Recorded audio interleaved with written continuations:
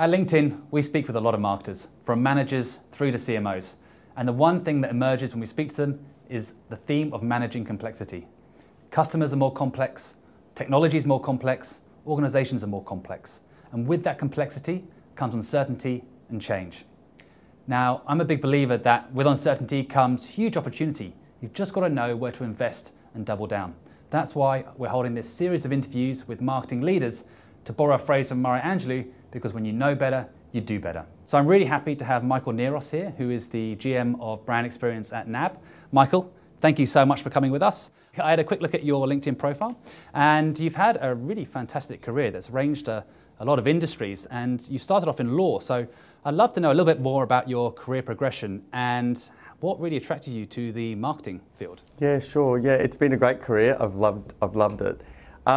I got into marketing because I had a bit of an epiphany, really, and that was I was enjoying a legal career, and it was a sort of more corporate finance, but I had this sort of real need to release the inner creative in me, and I got more and more interested in the businesses that I was working with. And as I got more interested in business, I got more and more interested in the customers and the brand in particular. So yeah, I had an epiphany in the middle of 10 years at Qantas, and working with the business, I just wanted to go deeper towards brand and customer, and I did that actually by leveraging networks, and got my boss on board, sponsored it, who was the CFO at the time, and he helped me make that transition across. And it's sort of one of the big pieces of advice I always give people when they ask me, how did you do sort of a lateral move like that, is to find a senior sponsor that will help you do it, and to take a bit of the past with you into the next role. Always take something quite strong. So, you know, effectively I was sitting on the legal side of all these commercial deals, and I just became the commercial person, and so I took that knowledge with me. So, but it's been a wonderful transition. I've got to do some amazing things. I've been able to work on the creative stuff that was perhaps frustrating me that I hadn't released, and yeah, I've really enjoyed it. And so, in your time of being in marketing now, so you've been in marketing for how many years? Yeah, so 20-ish. 20 years. Yeah. Obviously, you've probably yeah, you've probably seen a lot of change in that time. So, what has been really stood out to you in terms of how marketing has changed as a discipline? Enormous change. I think what marketing is now much broader than what it used to be. So CMOs, marketing as a discipline extends all the way through to customer experience and all the way back into digital sales. And so some of what we do now would have sat perhaps in a sales director role, and some would have sat in a product director role. Depending on the organisation, that stretch has got huge. And across that, digital and data has fueled all of that. And a constant need to innovate, not just in the products we serve, but how we take things to market. Another thing I think longer than that period is the truth has become more important. So, you know, it's no longer Mad Men days where you fake a need and you push that out. I think we now really have to spend a lot of time finding the truth that customers are looking for, whether that's a societal truth, a brand, a product truth, like centred on a customer need, and then create a proposition that we allow customers to participate in. One of the other big changes more recently, I think, is much more purpose-driven work, which is aligned to the truth. And I really believe that the best sort of brand marketing, at least, is really a shared mission between ourselves and our customers and our employees. And when that all comes together, then you've got a very powerful proposition. It's interesting you say that. I think it was Peter Drucker who talked about marketing as the sum of the whole organisation, and he saw it as an organisational wide responsibility, not just for a single department. So it's quite interesting that we went through this probably specialization into marketing, and then Yes. it's becoming broader and more important to the business as a whole. Yeah, and I think, you know, what he says is true when you think that businesses are there to create growth. And the best place to fuel growth is really marketing. So I think you're seeing marketing, you know, more and more represented at a sort of exco level. Not so much at CEO level yet in Australia, but it is certainly, that's certainly happening in the US. So, you know, if you replace the word marketing with the word growth, then yes, absolutely, it's an enterprise-wide function. Yeah, and with all that change, with all that change of the role of marketing comes a lot of personal change of teams, change of individuals, their roles and responsibilities. Now, we all know change is really hard. So how have you managed that change personally, and also how have you brought that change to an organisation? Yeah, so I think there's some basic things on change management, and you know, if you look at my career, I've led or followed or helped change all the way through, and it's usually changing what I call fabric of society brands and sort of helping them reinvent, be more relevant for today. And I think the same basic rules apply in my own personal career change, and that is do your homework, really know who it is you want to change, that you need to change. Make sure you understand what's in it for them. You know, what's the common ground and what's the personal need that you can help satisfy in that change. And in doing so, you've, I think, really got to look for meaning, the why, and be really clear on the rationale before you start, you know, just trying to drive through a whole lot of changes. And that reminds me of one of my favourite acronyms, which is called PERMA, P-E-R-M-A, which is part of the field of positive psychology that a guy, Professor Martin Seligman in the States, has come up with. And it's been a really good checkpoint for me in my own personal career management, but also how I take change to organisations or to my team. And so the P is for positivity. You've got to be optimistic. E is for engagement.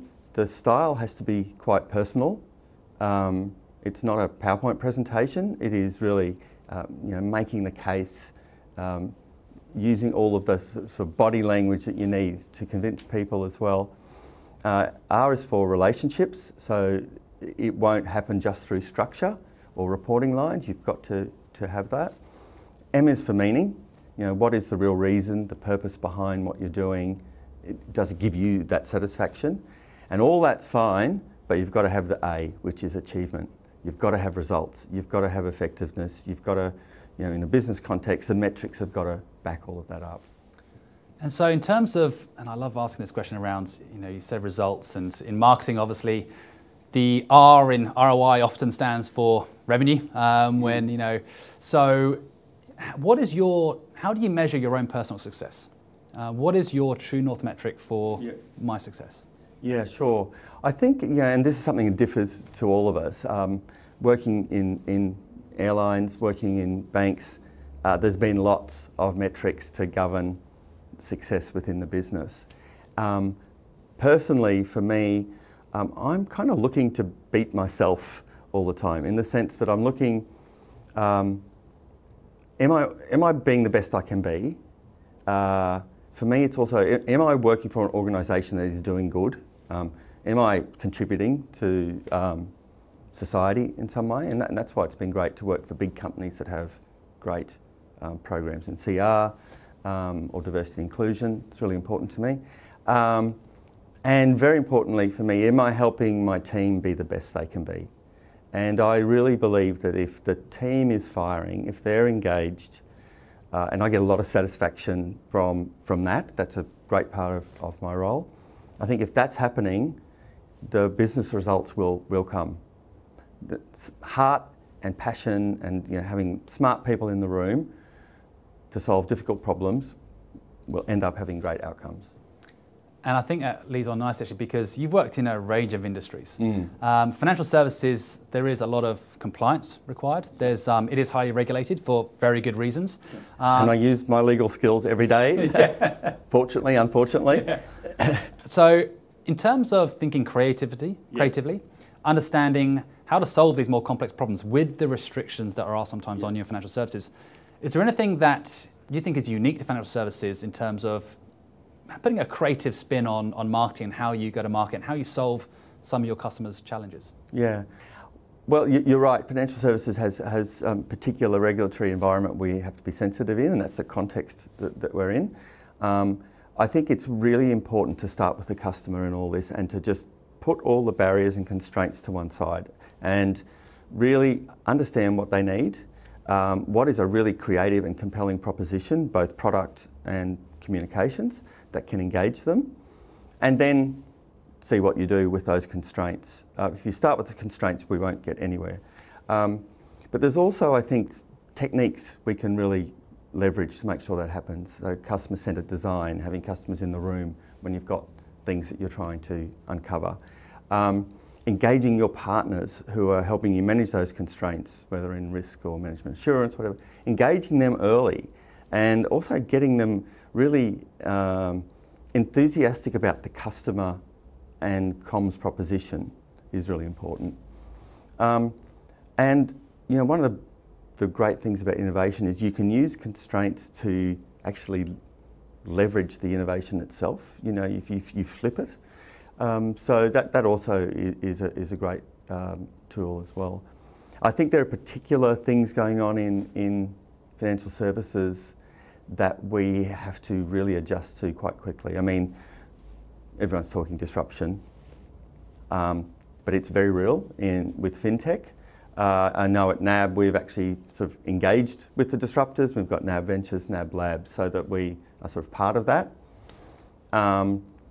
We have a whole lot of disruption in media, you know, huge growth of new channels, things like AR, mobile still massively rising.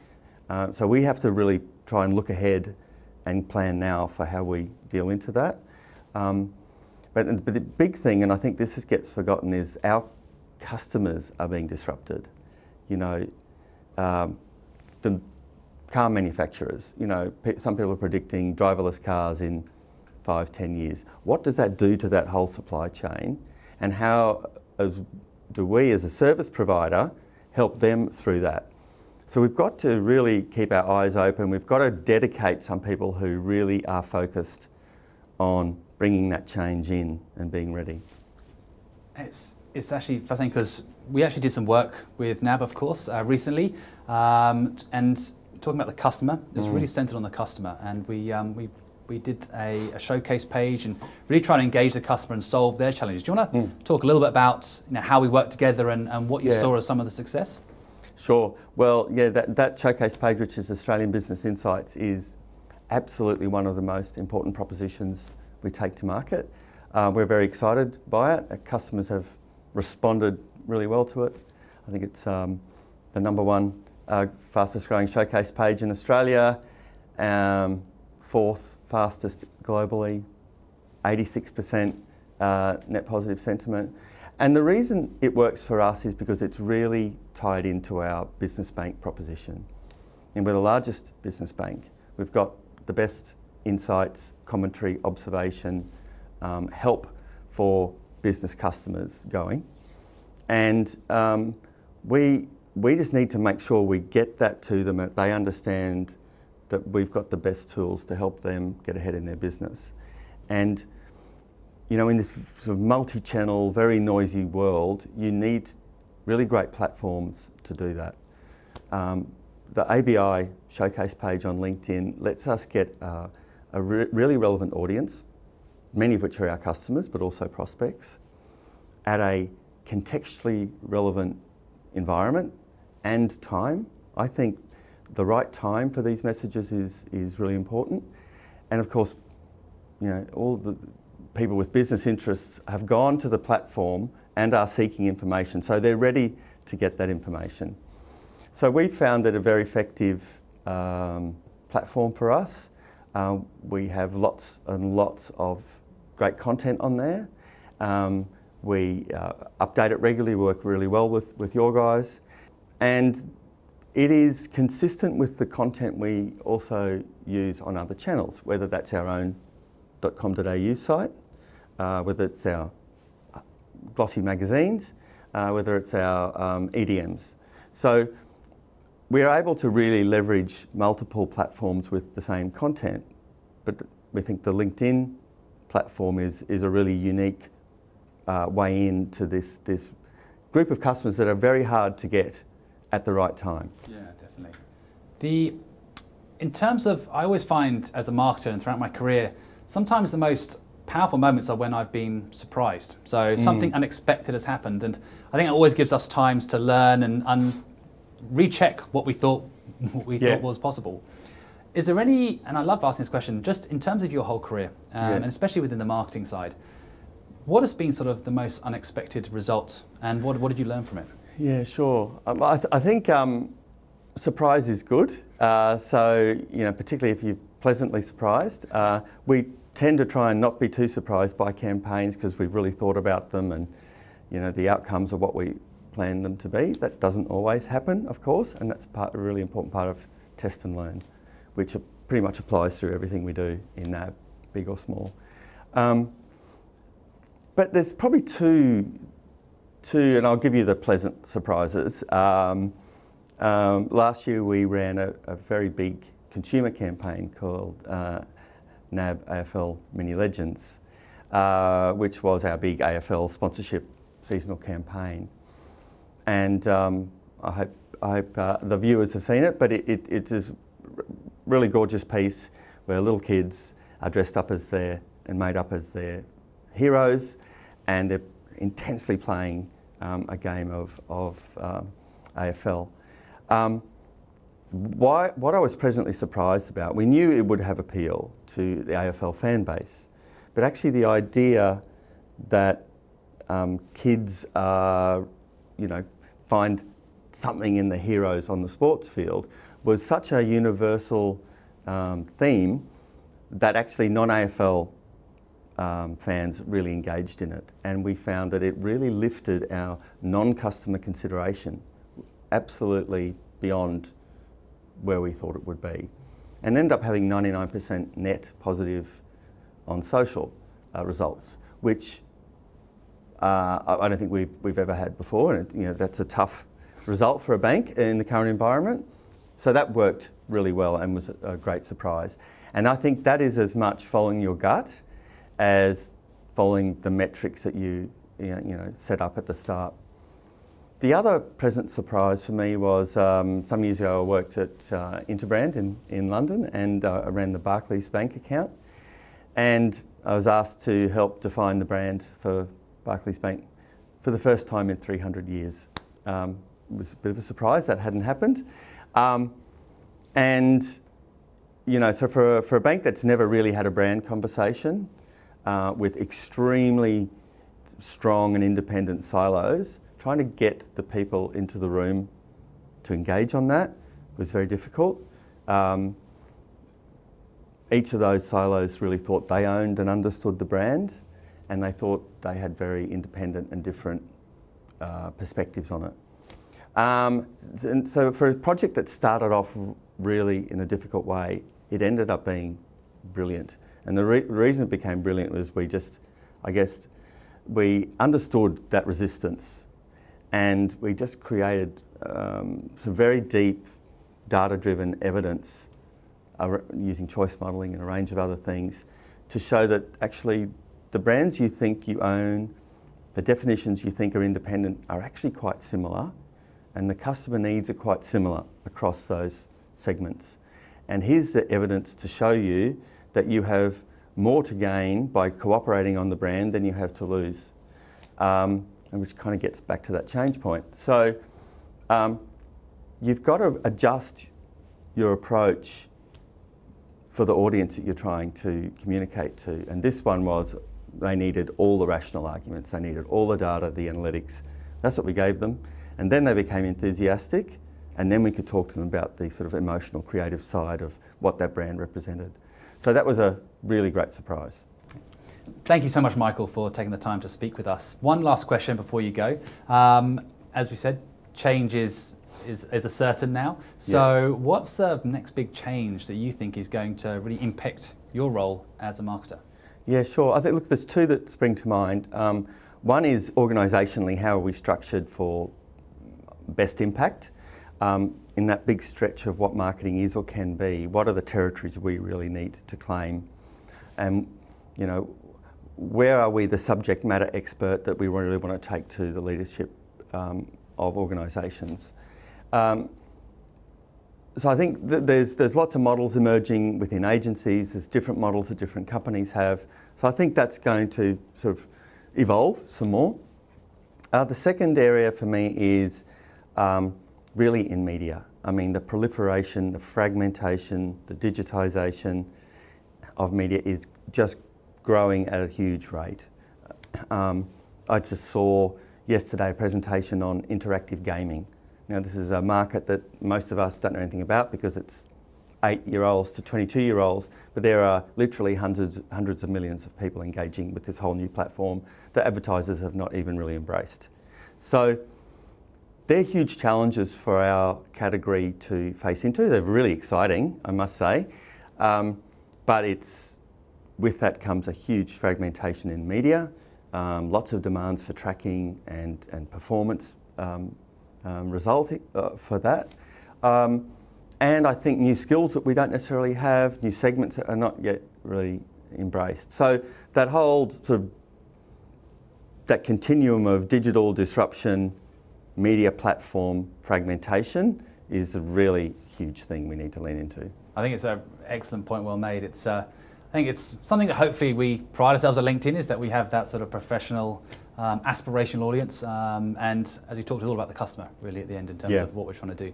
But so, Michael, thank you so much for spending the time with us. Thanks, it Ben. was lovely hearing about your career. I'm fascinated. I'm sure we'll hopefully talk more about in the future again. But thank you so much, and I look forward to seeing you on stage at another thing. Okay, thanks a lot. Thanks.